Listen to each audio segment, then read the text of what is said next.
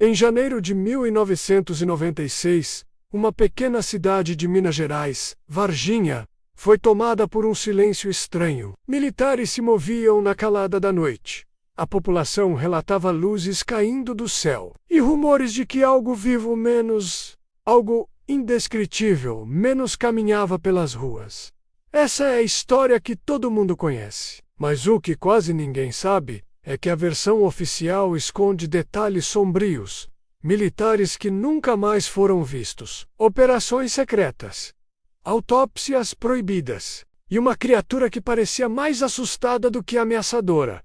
Hoje, você vai ouvir aquilo que nunca foi contado, muito antes das famosas meninas verem a criatura. Moradores da zona rural de Varginha relataram uma queda silenciosa, como se algo tivesse feito um pouso forçado na madrugada. E aqui começam os detalhes que foram convenientemente ignorados pela mídia da época. Primeiro, vários animais de fazenda foram encontrados mortos nas proximidades do local da suposta queda. Não havia sinais de luta nem marcas de predadores, simplesmente mortos. Segundo, testemunhas viram um brilho avermelhado pulsando por entre as árvores. Uma luz que não parecia de fogo nem de lanterna. Terceiro, e talvez o mais estranho, a vegetação em volta do local estava queimada, mas não por chamas. Parecia que tinha sido cozida por dentro, como se uma micro-onda gigante tivesse passado por ali. E o detalhe final: pássaros pararam de cantar naquela área por dias. Um silêncio total e antinatural tomou conta do lugar. Antes mesmo que a primeira testemunha pudesse falar com qualquer repórter, o exército já estava lá. Isso é crucial. Como eles sabiam? Moradores da região relataram ter visto caminhões fechados, helicópteros voando baixo e soldados se reunindo em pontos estratégicos da cidade, como se já soubessem exatamente o que procurar e para onde ir. Um mecânico local, que prefiro não identificar, contou uma história arrepiante. Ele ouviu dois militares discutindo nervosamente perto da oficina dele. Uma frase ficou gravada na sua memória: "Não era para ter caído aqui."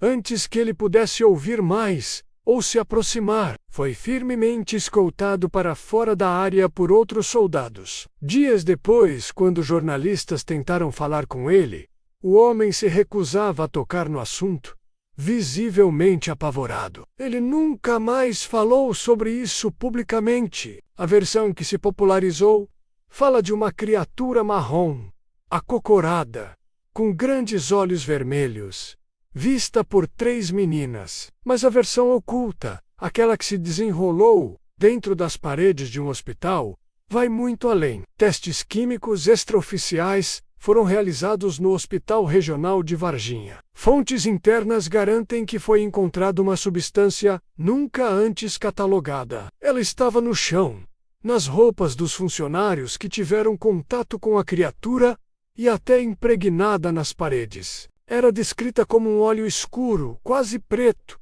com um cheiro forte e penetrante de amônia. Nenhum laboratório consultado na época conseguiu identificar sua composição. Além disso, enfermeiros e funcionários relataram fenômenos bizarros dentro do hospital. Luzes piscavam sem explicação.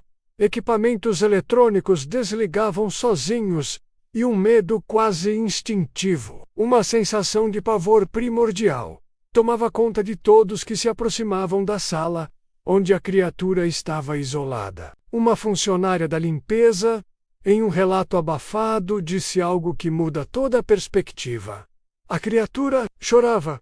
Eram sons baixos guturais, que pareciam lamentos. O caso do PME militar Marco Elixiresi é, sem dúvida, a parte mais sombria e trágica de toda essa história. Oficialmente, ele participou diretamente da captura de uma das criaturas. Dias depois, foi internado com febre altíssima, lesões estranhas pelo corpo e todos os sinais de uma contaminação por um agente desconhecido. Ele faleceu em poucas semanas. Mas o que ninguém fala, o que o inquérito PE militar tentou esconder, é isto: O exército ordenou que o atestado de óbito fosse lacrado e a causa da morte fosse mantida em sigilo absoluto. Médicos que o atenderam foram obrigados a assinar termos de confidencialidade, ameaçados de perderem suas licenças caso falassem. O caixão foi entregue à família fechado, soldado, com ordens expressas, para que não fosse aberto, sob nenhuma hipótese. Familiares mais próximos relataram que,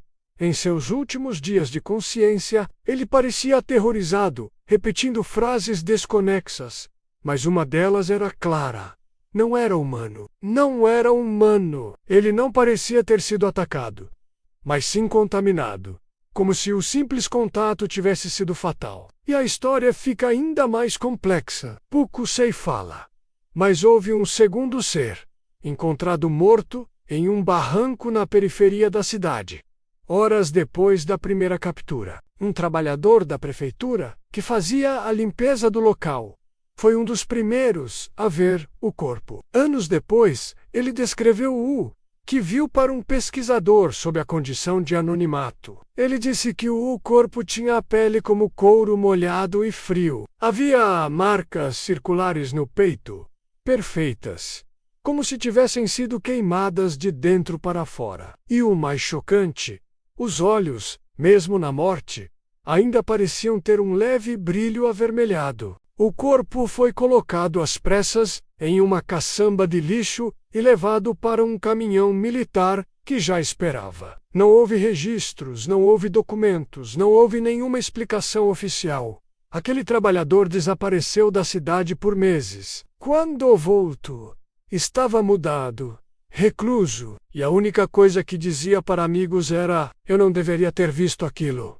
O acobertamento que se seguiu foi sistêmico e brutal. Hospitais relataram que relatórios médicos e fichas de atendimento daquele período simplesmente sumiram ou foram queimados em acidentes. Jornalistas locais e nacionais que investigavam o caso começaram a receber ligações anônimas, aconselhando a parar com as investigações para o bem de suas carreiras e de suas famílias. Testemunhas-chave disseram ter sido seguidas por carros sem placa e intimidadas por homens de terno. E talvez a prova mais concreta e tecnológica venha do controle aéreo. Um radar do CNDACTI, o Centro de Defesa Aérea Brasileiro, registrou um objeto não identificado, descendo sobre a região de Varginha na noite dos acontecimentos. Esse arquivo digital foi misteriosamente apagado dos registros. O mais incrível é que técnicos conseguiram recuperar o arquivo deletado.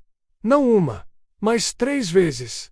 E em todas as vezes, ele foi apagado novamente por uma ordem superior. Finalmente, um documento vazado do próprio Exército revelou que o caso foi classificado internamente como nível alfa de contenção. Para quem não sabe, essa é uma categoria de segurança máxima, usada apenas em situações extremas, quando vidas humanas estão em risco iminente por agentes biológicos ou químicos desconhecidos e hostis. Isso prova que, para os militares, não se tratava de um animal estranho ou de um boato. O ET de Varginha nunca foi apenas um avistamento curioso. Foi uma operação completa de contenção biológica e militar, executada às pressas e encoberta com força total. Quase 30 anos depois, o Brasil continua escondendo o que pode ser o maior e mais bem documentado evento ufológico da história mundial.